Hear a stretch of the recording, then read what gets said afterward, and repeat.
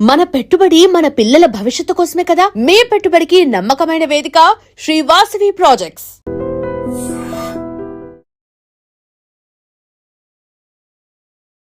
Hi hello నమస్తే, welcome back to our channel. నేను మీ వైషు. చలికాలంలో నరాల సమస్యలు చాలా మందికి వస్తుంటాయి. రకరకాల సమస్యలు ఉంటాయి. అందులో తలనొప్పి అని కొంతమందికి వస్తుంది, తల ముందు నరాలు లాగేస్తున్నాయి అంటూ ఉంటారు. మరి చలికాలంలో దానికి తగిన జాగ్రత్తలు ఎలా తీసుకోవాలి, ఈ విషయం గురించి మాట్లాడడానికి ఈరోజు నాతో పాటు డాక్టర్ రంగనాథం గారు ఉన్నారు, సీనియర్ న్యూరో సర్జన్. సార్తో మాట్లాడదాం. Hello sir. నమస్తే. నమస్కారం. బాగున్నారా సార్? బాగున్నాను, థ్యాంక్ యూ సార్.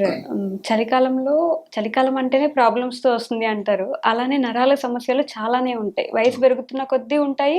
నార్మల్ కొంచెం చిన్నపిల్లల్లో కూడా ఇట్లా నరాలు లాగేస్తున్నాయి అంటుంటారు, తలనొప్పి ఎక్కువగా రావడం. ఎలాంటి జాగ్రత్తలు తీసుకోవాలంటారు సార్? చలికాలం అంటే నిజానికి చాలా మందికి సంతోషకరమైన సమయం ఉంది. Correct sir. చల్లగా ఉంటుంది. తెల్లవారు ఒకసారి ఛాయ్ తాగి ఇంకో 2-3 సార్లు తాగి నెమ్మదిగా బయటకు వెళ్ళడం, పని చేసుకోవడం. నార్త్ ఇండియాలో అయితే ఆల్మోస్ట్ ఇది పువ్వులు పరిమళించే కాలం. ఢిల్లీ లాంటి నగరాలు చూస్తే అత్యంత మనోహరంగా ఉంటాయి చూడడానికి. అవును సార్. అందుకని అసలు ఢిల్లీ సందర్శకులకి ఈ వింటర్ ఈ సమయమే కరెక్ట్ అయిన సమయం చూడడానికి. ఎందుకంటే నేను ఢిల్లీలో 5.5 సంవత్సరాలు ఉన్నాను, నాకు తెలుసు. సో అలాంటి సంతోషకరమైన సమయం ఒక పక్క నుంచి అయితే రెండో విషయం ఏంటంటే నరాలకు సంబంధించి అంత సంతోషకరమైన కాదా అనిపిస్తుంది మనం వివరాలు కానీ చూసుకుంటే. ఒకటి స్ట్రోక్ ఎందుకు వస్తుందంటే అది వింటర్ కాలం, దాని వింటర్ స్ట్రోక్ అంటారు. చలికాలం అండి. ఇప్పుడు మాటకి రక్తం ప్రసరణ స్లో అయిపోతుంది, రక్తనాళాలు ఇదైపోతాయి, కన్స్ట్రిక్ట్ అయిపోతాయి, సన్నంగా అయిపోతాయి. దాని నుంచి రక్తం వెళ్ళేటువంటి రక్త ప్రవాహం స్లో అయిపోయి స్ట్రోక్ వస్తుంది. దానిలో బ్రెయిన్లో 2 రకాల స్ట్రోక్లు ఉన్నాయి. ఇస్కెమిక్ స్ట్రోక్ అని హెమరేజిక్ స్ట్రోక్. ఎక్కువ శాతం ఇస్కెమిక్ స్ట్రోక్ అంటే రక్త ప్రసరణ తక్కువ అయిపోవడం. అదే కాక ఇంకో కారణం ఏమిటి, మామూలుగానే శీతాకాలంలో రక్తం విస్కాసిటీ అంటే చిక్కదనం పెరుగుతుంది. దానివల్ల కూడా దాని నుంచి వెళ్ళే రక్తం తాలూకా ప్రవాహం స్లో అయిపోతూ ఉంటుంది. ఇదే కాకుండా శీతాకాలంలో ఇంటి లోపల బయటకు వెళ్ళకపోవడం, తెలియకుండానే తక్కువ నీరు తీసుకుంటారు, రీహైడ్రేషన్. ఎందుకంటే అసలు మామూలుగా వింటర్లో అయితే చికాగ్గా ఉంటుంది, హ్యాపీగా కంఫర్టబుల్గా ఉందా అని ఆలోచన. అదే కాకుండా ఇంటి దగ్గర ఎక్కువ ఉండడం వల్ల ఏమవుతుంది, ఈ కొంచెం శరీరానికి వ్యాయామం ఉండదు, తెలియకుండా ఊబకాయం వచ్చేస్తుంది, ఏవో సాల్ట్ ఉండే పదార్థాలు తీసుకోవడం కొంచెం తినాలనిపిస్తుంది, ఏమన్నా సిరుది. దానివలన ఇట్లా మళ్ళీ స్ట్రోక్ రావడానికి ఆస్కారం. లాస్ట్ ఏమిటంటే అందరు ఇంటి నుండి శాస్త్రం సేఫ్ అనుకుంటారు, కానీ ఏదన్నా పొల్యూషన్ అక్కడ అందులోనే మీరు నార్త్ ఇండియాలో చూస్తే ఎంత చలి అంటే దానికోసం రూమ్ హీటర్స్ పెట్టుకుంటారు. ఆ రూమ్ హీటర్స్ వల్ల కూడా కొంత పొల్యూషన్ లాగా వస్తుంది. ఇన్ని కారణాల వల్ల స్ట్రోక్ రావచ్చు. మీరు ఆశ్చర్యపోతారు ఎంతవరకు అంటే 1 డిగ్రీ టెంపరేచర్ కానీ నార్మల్ కంటే తక్కువ అయితే 3.9% స్ట్రోక్ రావడానికి ఆస్కారం ఉంది. జస్ట్ 1 డిగ్రీకి అంత పెరుగుతూ ఉంటుంది. అది ఈ నెలల్లోనే జరుగుతూ ఉంటుంది. అంటే స్ట్రోక్ వచ్చినా ఇప్పుడు హెడేక్ ఏది వచ్చినా కానీ శాస్త్రం ఏం చెప్తుంది అని అంటే వామ్గా ఉంటుంది. తర్వాత కొన్ని కారణాలు మనం చెప్పుకుంటే రెండోది ఇంకొకటి ఏమిటి, ఒకటి స్ట్రోక్ అయిపోయింది, రెండవ తర్వాత బెల్స్ పాల్సీ. బెల్స్ పాల్సీ అంటే సడన్ గా మూతి వంకర అయిపోవడం. దానికి వెళ్తూ ఉండేసరికి ఏదో చలి, దానికి ఆ చలి తాలూకు గాలి గట్టిగా కొట్టడం, మూతి వంకర అయిపోవడం ఈ కాలంలో చాలా కామన్. అంటే దీనికి చాలా శాస్త్రం ప్రకారం ఏమిటంటే చలి వల్లే వస్తుందా లేదా అని కానీ మొత్తం మీద చలికాలంలో ఈ సమయంలోనూ స్ట్రోక్ అలాగే ఈ బెల్స్ పాలసీ కూడా అదే కామన్. దానికి కారణం ఏంటంటే బెల్స్ పాలసీ రావడానికి ఇక్కడ 7వ నంబర్ నరం ఒకటి ఉంటుంది, 7th నర్వ్, ఫేషియల్ నర్వ్ అని, అది బయటకు వచ్చే చోటుది. అక్కడ కానీ ఏదన్నా కానీ వాపులాగా రావడం కానీ ఈ చలి వల్ల అక్కడ ఉండేటువంటి కండరాలు ఏవైతే ఉందో దానికి నొక్కేసినట్టు చేసినా కానీ. అదే కాకుండా శీతకాలంలో ఈ రోగ నిరోధక వ్యవస్థ తక్కువ ఉండి ఏదన్నా కానీ వైరస్ వ్యాప్తి చెందడానికి కూడా అది ఒక కారకం అవుతుంది. ఇలాంటి వాటి వల్ల కూడా 7వ నంబర్ నరం రావడం ప్రాబ్లం అంట. ఇంకోటి ముఖ్యంగా కనబడే లేడీస్ లో ఒక కార్పల్ టనల్ సిండ్రోమ్ అంట. అలాంటి చేతులు ఈ 3 వేలు ఇబ్బంది రావడం, తిమ్మిరి కానీ వాపు కానీ నొప్పి కానీ జనరల్ గా స్త్రీలలో ఎక్కువ. అదృష్టం ఏంటంటే శీతకాలం అయిపోయిన సెటిల్ అయిపోతుంది. దీనికి కారణం ఏంటి అంటే ఇక్కడ నరం ఉంటుంది, దాన్ని మీడియన్ నర్వ్ అంట. ఆ మీడియన్ నర్వ్ అనేది ఈ 3 వేలకు సంబంధించిన నర్వ్ కాబట్టి అక్కడ ఉండే కండరాల తాలూకా బాగా వ్యాకోచించే దాని మీద నొక్కడం కానీ, అక్కడ ఉండేటువంటి జాయింట్లు ఉండే ఫ్లూయిడ్ థిక్ కావడం కానీ, అక్కడికి వెళ్ళి రక్తనాళాలు మళ్ళీ కన్స్ట్రక్షన్ సన్నంగా అయిపోవడం వల్ల కానీ వీటి వల్ల కార్పల్ టనల్ వస్తుంది. ఇది కూడా చాలా ఇప్పుడు అదే కాక డయాబెటీస్ వ్యాధి ఉంది, వాళ్ళకి చాలా కామన్ డయాబెటీస్ వ్యాధి. అది దానివల్ల పెరిఫరల్ న్యూరోపతి ఉందండి. ఈ టైంలో పెరిఫరల్ న్యూరోపతి ఉన్న వాళ్ళు బాధపడే బాధ ఇంత అంత కాదు. అంటే అసలు వాళ్ళకి నరకం చూస్తారు, ఈ శీతకాలం ఎప్పుడైపోతుందా అని. ఇంకొకటి చూసుకున్నట్టయితే ఇంకొకటి ఈ మల్టిపుల్ స్క్లెరోసిస్ అని ఒక వ్యాధి ఉంటుంది, బ్రెయిన్కి సంబంధించింది. అంటే బ్రెయిన్లో ఉండే నరాలకు పైన ఉండేటువంటి పొర మైలిన్ అంటాం. ఏదైనా కారణం వల్ల మైలిన్ అన్నది ఛిద్రించిపోతుంది. అలాంటి దాన్ని మల్టిపుల్ స్క్లెరోసిస్ అంటారు. ఈ వింటర్లో శీతకాలంలో దాని తాలూకా పర్సంటేజ్ కూడా చాలా పెరిగిపోతుంది. ఎవరికైనా పార్కిన్సన్ వ్యాధి ఉందనుకోండి, లేదా ఆల్జిమర్స్ వ్యాధి ఉందనుకోండి, ఈ టైంలో ఆ కష్టాలు కూడా ఎక్కువ అవుతాయి. అదే కాకుండా ఇలా ఉండడం వల్ల ఏమవుతుంది, వాళ్ళు ఏదైనా రెస్పిరేటరీ ఇన్ఫెక్షన్ కానీ ఏదైనా వైరస్ వ్యాధికి కానీ తొందరగా లోన్ అవుతారు. అందువల్ల ఇన్ఫెక్షన్ రావడం కూడా ఆస్కారం ఉంటుంది. అన్నిటికంటే ముందు మీరు చెప్పినట్టు హెడేక్, అదే మీ చెయ్యి అక్కడికి వెళ్తుంది. హెడేక్ ఎవరికైతే హెడేక్ లేకపోయిన వాళ్ళు కూడా ఈ టైంలో చాలా చాలా హెడేక్ ఉంటుంది.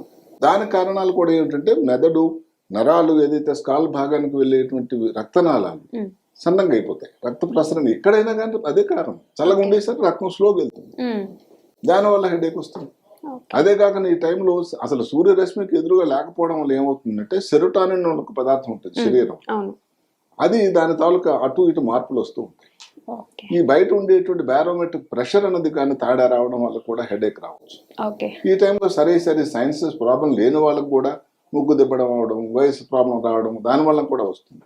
వీటి దేని వల్ల కానీ హెడేక్ వస్తుంది. సో మనం చెప్పినట్టు స్ట్రోక్ కానీ, లేకపోతే స్ట్రోక్ అంటే ఎంతవరకు అంటే ఈ సీజన్ లోనే 30% స్ట్రోక్లు ఎక్కువ వస్తాయట. వేసవికాలంలో 23% అయితే, అంటే మిగతా సీజన్ రాదని కాదు, వేసవికాలంలో 23% అయితే ఈ సీజన్ లో వచ్చేది 30%. అంటే ఎంత ఎంత ఎక్కువ చూసుకోవాలి. అదే కాకుండా ఇంకోటి బ్రెయిన్ హెమరేజ్ ఉంటుంది, సబర్కినాడ్ హెమరేజ్ అంటే బ్రెయిన్ లోపల ఉండే రక్తనాళం పగిలిపోవడం. కారణాలు ఇవే. ఏదైతే ఉందో రక్తనాళం స్లో అయిపోవడం, దానివల్ల బ్రెయిన్ లో ఉండేటువంటి రక్త ప్రసరణ పెరగడం, రక్తపోటు బ్లడ్ ప్రెషర్ పెరగడం, రక్తనాళాలు తగ్గిపోవడం చాలా కామన్గా, చాలా ప్రమాదకరమైన వ్యాధి. ఇది కూడా ఈ శీతకాలంలోనే వస్తుంది. ఇలా ఈ మనం చెప్పుకున్నటువంటి ఇవన్నీ కూడా ఈ ఇబ్బందులు ఈ టైంలోనే వస్తాయి. అందువల్ల ఏమిటంటే మీరు ఇందాక అడిగారు జాగ్రత్తలు. అసలు ఎవరికి ఇబ్బందులు రావడానికి ఆస్కారం ఉందని మనం చెప్పుకుంటే 65 సంవత్సరాలు పైబడిన వాళ్ళు, ఎందుకో కానీ స్త్రీలలో ఎక్కువ.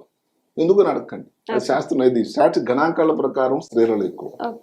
మూడోది ఏమిటి, ఆల్రెడీ వారికి షుగర్ ఉంది, సరిగ్గా కంట్రోల్ లేదు, బ్లడ్ ప్రెషర్ వ్యాధి ఉంది, ఊబకాయం ఉంది, కొలెస్ట్రాల్ ఎక్కువ ఉంది, ఈ గుండెలో ఒక ప్రాబ్లం ఉంటుంది, గుండె కొట్టుకోవడం అనేది సరిగ్గా లేకుండా ఉండేదాన్ని ఏట్రల్ ఫిబ్రిలేషన్ అంటారు.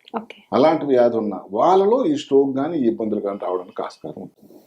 ఇప్పుడు ఈ వ్యాధి వచ్చింది అనుకోండి, జాగ్రత్తలు ఏమిటి, వామ్గా ఉండాలంటే వేడి దుస్తులు వేసుకోండి. లేయరింగ్ అంటారు. అసలు మీరు నార్త్ ఇండియాలో చూస్తే లోపల ఒకటి స్వెటర్, దాని మీద ఇంకో స్వెటర్, దాని మీద ఒక బ్లేజరు. అంటే ఎంత నార్త్ ఇండియా ప్రాంతానికి వెళ్తూ ఉంటే ఇన్ని దుస్తులు పెరిగిపోతూ ఉంటాయి. ఒక క్యాప్, మంకీ క్యాప్, ఒక గ్లౌస్, స్టాకింగ్స్, అంటే ఇవన్నీ ప్రొటెక్షన్. సో ఎంతవరకు మీరు వేడిగా ఉంటే అంతవరకు ఉంటుంది. ఇంటి దగ్గర ఉన్నాం కదా అని ఊరుకోకూడదు. స్టే ఫిట్, ఏదో కదులుతూ ఉండాలి. అలా ఊరికి పడుకొని నిద్రపోకుండా స్టే హైడ్రేట్, అంటే వాటర్ తాగుతూ ఉండాలి. ఒక్క మాట ఏమిటి, శీతకాలంలో దాహం తక్కువ ఉంటుంది. దాహం తక్కువ ఉన్నదని తాగపోవడం పని చేయకూడదు. దాహం తక్కువ ఉన్నా కూడా తాగుతూ ఉండాలి. లేకపోతే ఇబ్బందులు ఏమన్నా రావడానికి ఆస్కారం ఉంటుంది. స్మోకింగ్ చేసే వాళ్ళు తప్పకుండా ఆ టైంలో స్మోకింగ్ పెరుగుతూ ఉంటుంది, చలిగా అనిపిస్తుంది, ఒకసారి కొట్టొచ్చు. మద్యం సేవించే వాళ్ళని తీసేయాలి. ఇవాళ జాగ్రత్తలు తీసుకునేటట్టయితే పర్టికులర్ శీతకాలంలో ఏమవుతుందంటే సూర్యరశ్మి అన్నది గగనం అయిపోతుంది. ఈ మధ్య కాలంలో ఉన్న శాస్త్రం ప్రకారం వైటమిన్ డి లోపం వల్ల కూడా ఇలాంటి స్ట్రోక్లు, ఇలాంటి ఇబ్బందులు బ్రెయిన్కి సంబంధించి కూడా వస్తాయి. అదే కాకుండా శీతకాలంలో ఏదో కారణం మెదడు స్లో అయిపోతుందండి, నెమ్మదైపోతుంది. అంటే రియాక్షన్ టైం స్లో ఉంటుంది, ఏదైనా డెసిషన్ మేకింగ్ స్లో, చూద్దాంలే రేపు చూద్దాంలే. మెంటల్ గా కూడా యాంగ్జైటీ కానీ, డిప్రెషన్ కానీ, ఎక్కువ నిద్రపోవడం, స్లీపింగ్ ఉంటారు, ఇంకెక్కడ ఉంది పని. సో ఈ టైంలో ఇవన్నీ మార్పులు వస్తూనే ఉంటాయి. అవన్నీ అధిగమించి యాక్టివ్గా ఉండేటట్టయితే ఇలాంటి ఇబ్బందులు రాకుండా ఉండడానికి ఆస్కారం ఉంటుంది. అదే కాకుండా ఇప్పుడైతే స్ట్రోక్ గురించి మళ్ళీ చెప్పుకుంటే, ఎక్కువ కంటే స్ట్రోక్ అన్నిటికంటే ప్రమాదమైంది ఎక్కువగా కాబట్టి ముందు చెప్పుకునే మాట ఒకటి ఉంటుంది, బీ ఫాస్ట్ అని. బి అంటే ఏమిటి, బి అంటే బ్యాలెన్స్. ఏదన్నా కానీ నడకలో తేడా వచ్చినా, ఈ అంటే బి అంటే ఐస్, కంటిలో కానీ, ఒక్కో కంటిలో కానీ, రెండో కంటిలో కానీ ఏదైనా వస్తువులు సరిగ్గా కనబడకపోయినా, ఏదో బోదరగా ఉన్నా, ముఖంలో కానీ ఏదన్నా కానీ ఒక పక్క వంకర ఇచ్చిన మూతి వంకర అయినా ఎఫ్ అది. ఏ అంటే ఆమ్ చెయ్యి సడన్ గా వీక్ అయిపోయినా. ఓకే. ఎస్ అంటే మాటలో తేడా వచ్చిన. టీ అంటే time to see the doctor. ఎంత తొందరగా వెళ్ళిపోవాలి. అందుకని బీ ఫాస్ట్, అంటే ఏ మాత్రం లేట్ చేయకుండా. ఇలాంటి లక్షణాలు కానీ ఏమన్నా ఉండేటట్టు అయితే మీ ఇంటి దగ్గరలో ఉన్న మొదటి ఫస్ట్ హాస్పిటల్, న్యూరో హాస్పిటల్ కాకపోయినా కానీ వెళ్ళి ఆ తర్వాత నెక్స్ట్ డాక్టర్ దగ్గరికి వెళ్ళడం, సంప్రదించడం కరెక్ట్. అందుకని ఇబ్బందులు శీతకాలంలో ఎక్కువ వస్తాయి కాబట్టి అవగాహన అనేది చాలా అవసరం.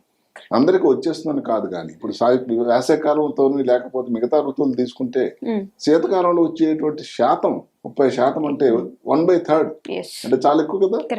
అలాగే బెల్స్ పాలసీ కానీ కార్పల్ టనల్ సిండ్రోమ్ కానీ ఇవన్నీ వస్తాయి కాబట్టి Bell's palsy, carpal tunnel syndrome ప్రమాదకరమైంది కాదు. స్ట్రోక్ అనేది కానీ పొరపాటు పెరాలసిస్ వచ్చేసింది అనుకోండి, అది చాలా ప్రమాదం. కాబట్టి అవగాహన దీని గురించి చాలా అవసరం. ఇలాంటి జాగ్రత్తలు వేడిగా ఏదైతే మనం చెప్పుకున్నాం, వార్మ్ దుస్తులు కానీ లేకపోతే హైడ్రేషన్ కానీ, దాహం వేయలేదని పొరపాటు మానేయకండి. అప్పుడు కూడా యాక్టివ్గా తిరుగుతూ ఉండాలి, ఫిట్ గా ఉండాలి, వ్యాయామం చేయాలి. చేస్తూ ఉన్నట్టయితే ఇలాంటి ఇబ్బందులు దూరంగా ఉండి రాకుండా ఉంటారు, ఆరోగ్యంగా ఉంటారు. Okay, sir. Thank you. నమస్కారం. And for more videos, please subscribe to iDream. Please subscribe to iDream. Please subscribe iDream. And please subscribe to iDream. For more videos, subscribe to iDream. please like, share and subscribe to the channel. Congratulations, iDream. Subscribe to iDream. Subscribe to iDream. So subscribe to iDream Media. iDream ki iDream team andarki huge congratulations. Please subscribe iDream Media. Please subscribe to iDream. Subscribe iDream. Please subscribe to iDream. iDream అంటే నా కళల ఛానల్ను subscribe చేసుకున్న నోరు తిరుగుతలేదు, మీరైతే గంట గుర్తు కొట్టండి. For more such videos, please subscribe to iDream.